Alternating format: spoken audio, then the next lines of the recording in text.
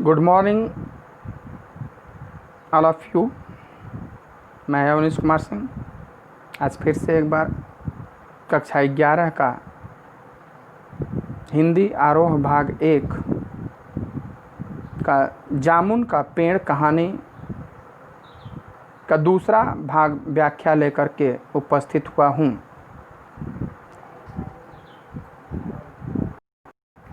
पहले भाग में आपने पढ़ा कृष्णचंद्र के जीवन परिचय के बारे में तथा कहानियाँ यहाँ तक चली थी कि सचिवालय के बगीचे में रात में आंधी आने के कारण एक जामुन का पेड़ गिर पड़ा था,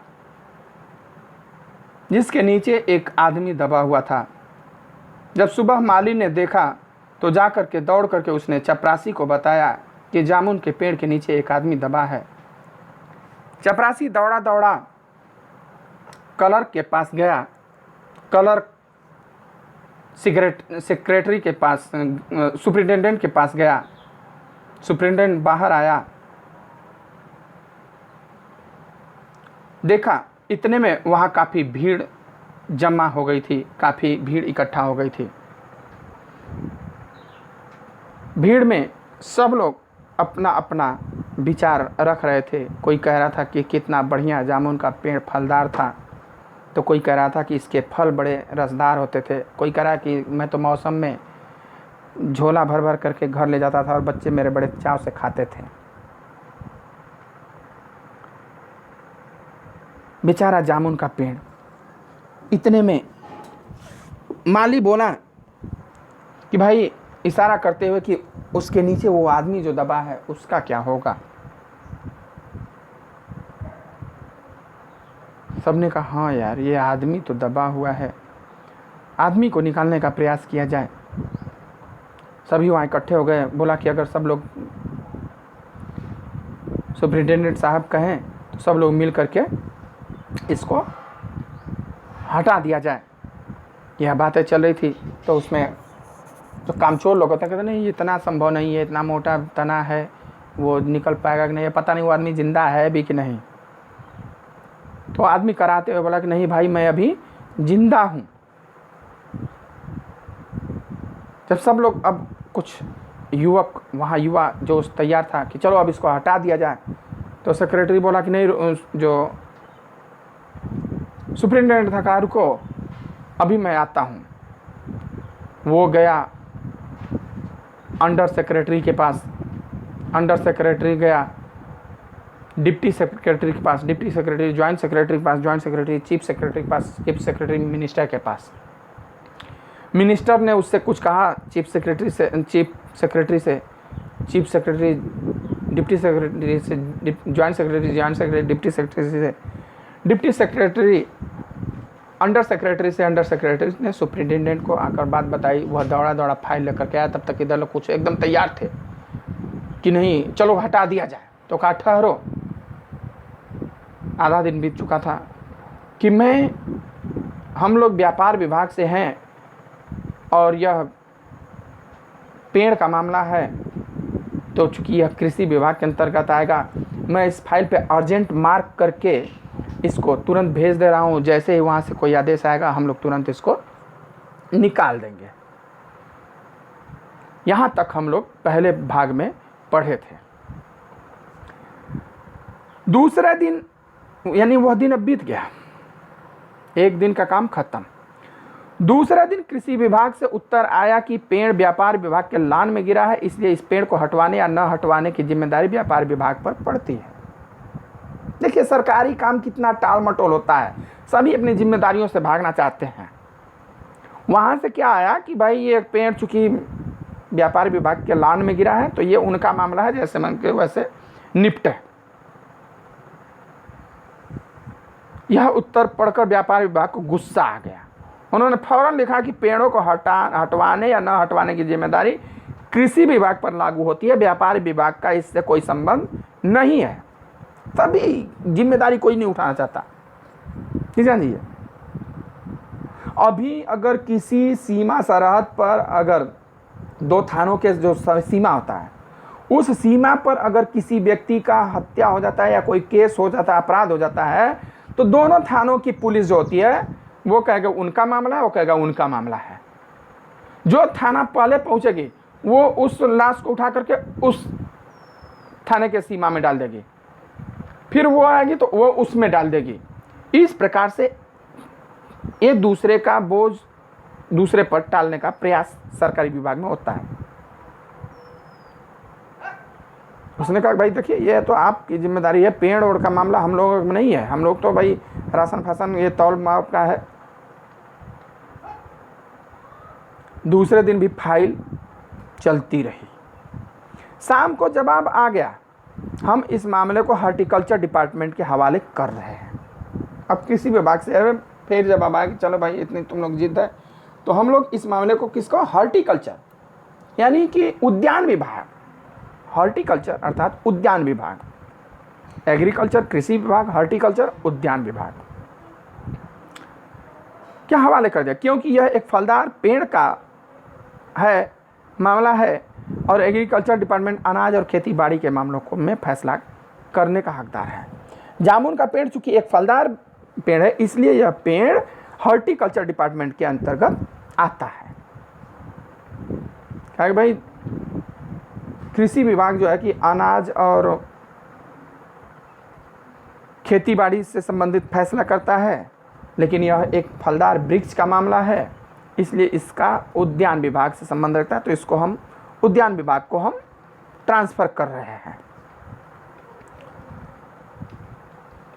रात को माली ने दबे हुए आदमी को दाल भात खिलाया। दाल भात खिलाना मतलब कि सुनहरे सपना दिखाना। सरकारी उसमें आप देखेंगे तो होगा सुनहरे सपना दिखाना। माली ने कहा भाई लो खाना खा लो, वो तो बेचारा एक भला मानुस था, कहा भाई लो खा लो।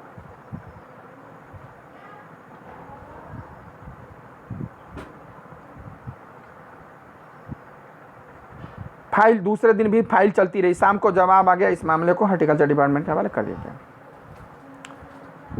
जबकि उसके चारों तरफ पुलिस का पहरा था। जब माली ने उसे खाना खिलाया तो पुलिस का सख्त पहरा था कि कोई आकर के इसको जबरदस्ती न हटा दे, बिना आदेश के ही न हटा दे, कहीं आदमी बच न जाए।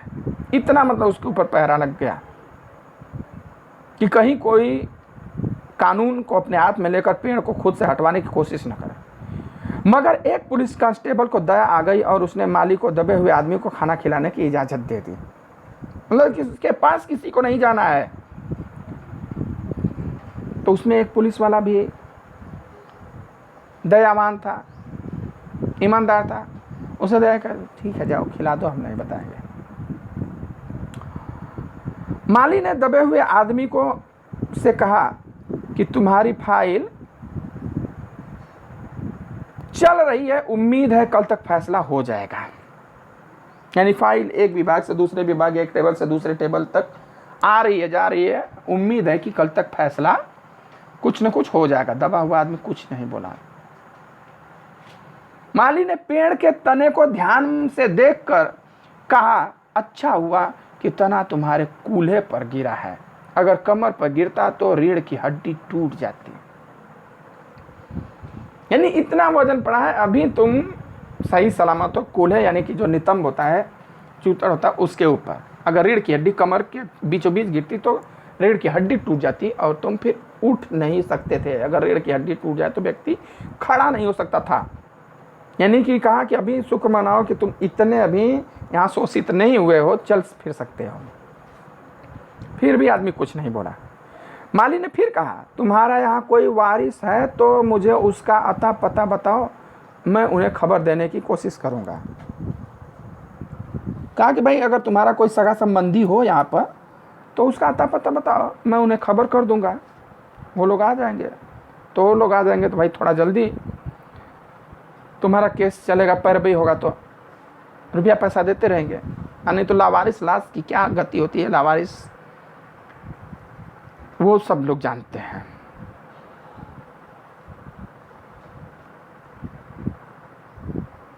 उसने कहा मैं लावारिस हूँ। दबे हुए आदमी ने बड़ी मुश्किल से कहा कि मैं लावारिस हूँ।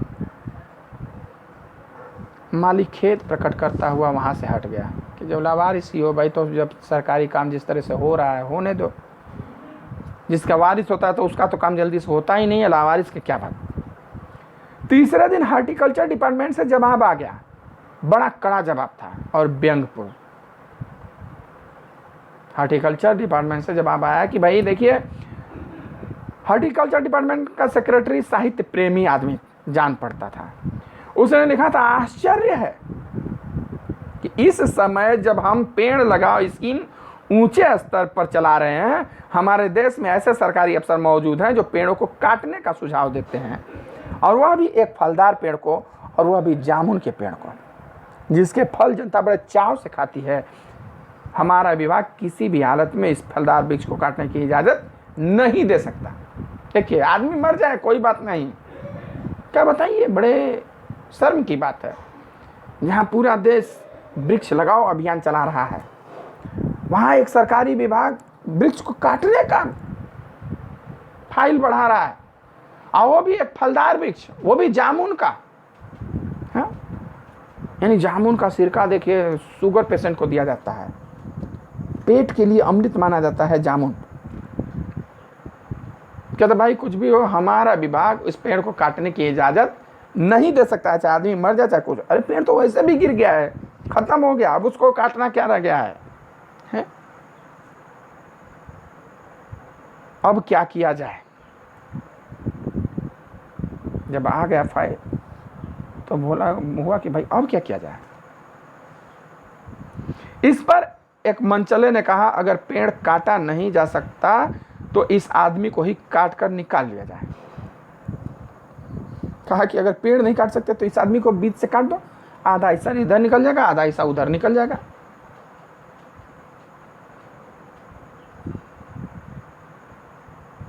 यह देखिए, उस आदमी ने इशारे से बताया कि अगर इस आदमी को ठीक बीच से यानी धड़ से काटा जाए तो आधा आदमी इधर से आधा आदमी उधर से निकल जाएगा, और जामुन का पेड़ वहीं का वहीं रह जाएगा। इशारा करते हुए आदमी लेटा हुआ है तो देखिए देखिए यहाँ बीच से इसके कमर के पास से काटिए तो आधा का इधर निकल जाएगा, आधा का उधर निकल जाएगा, और पेड़ जिसका तस रह जाएगा।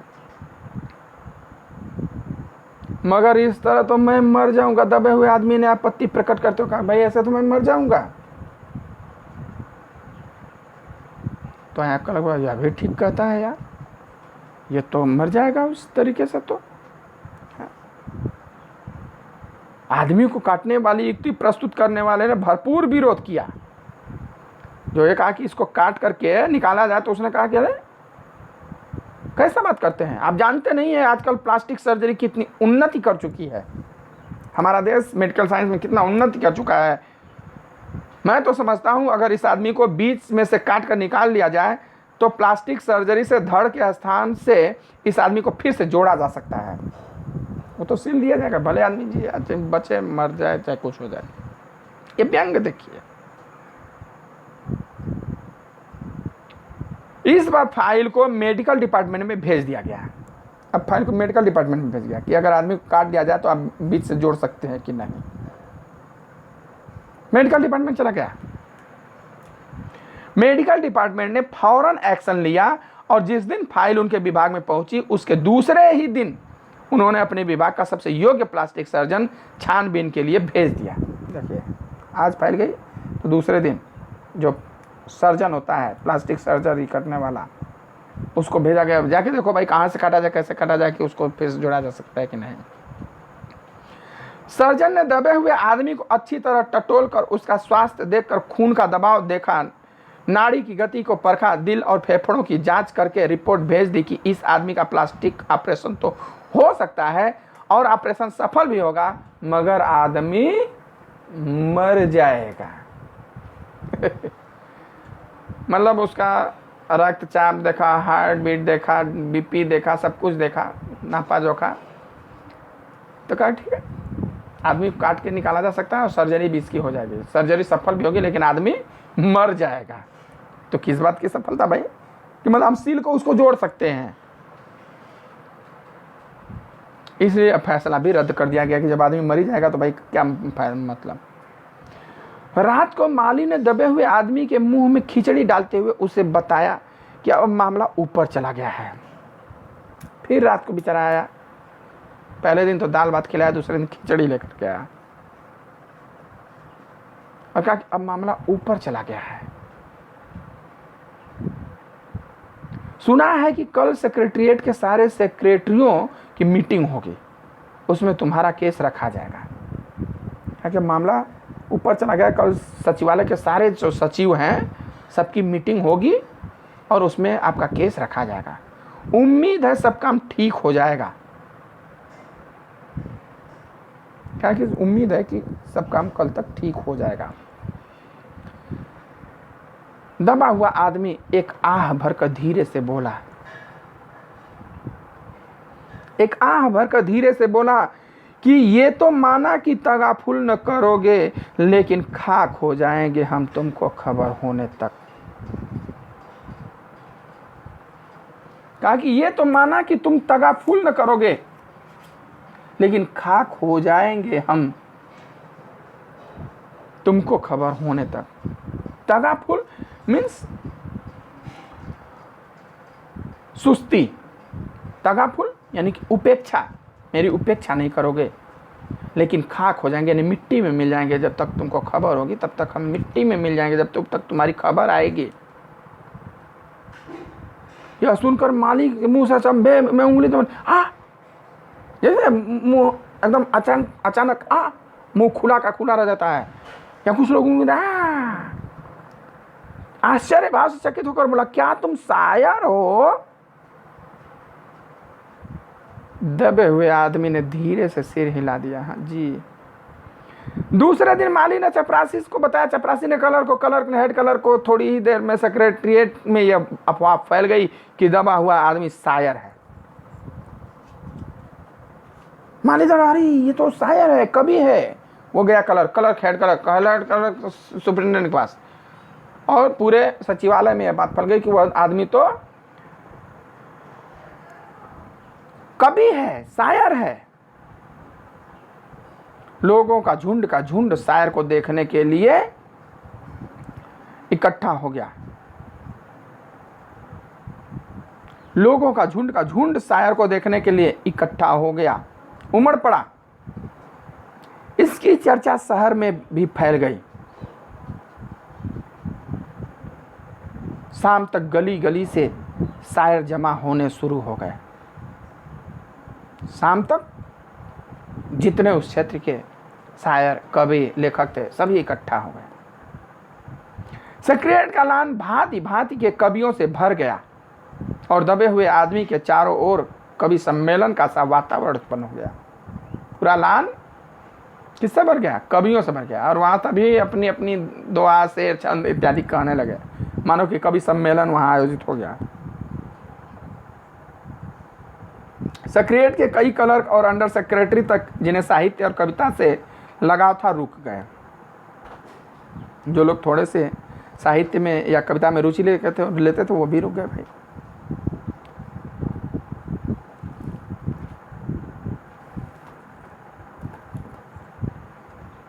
कुछ शायर दबे हुए आदमी को अपनी कविताएं और दोहे सुनाने लगे।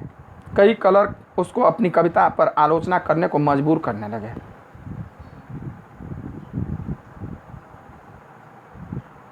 अब वहाँ सभी उसको सुना रहे थे कि मैं कवि हूँ, मैं फलाने कवि हूँ, तुमको ये है वो है इत्यादि।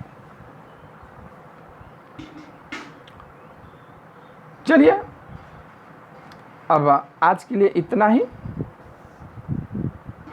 कल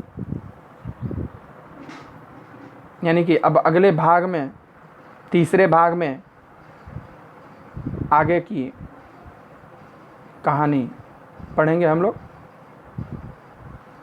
जिसमें क्या हुआ उस आदमी के साथ, यह आगे कहानी में हम लोग पढ़ेंगे।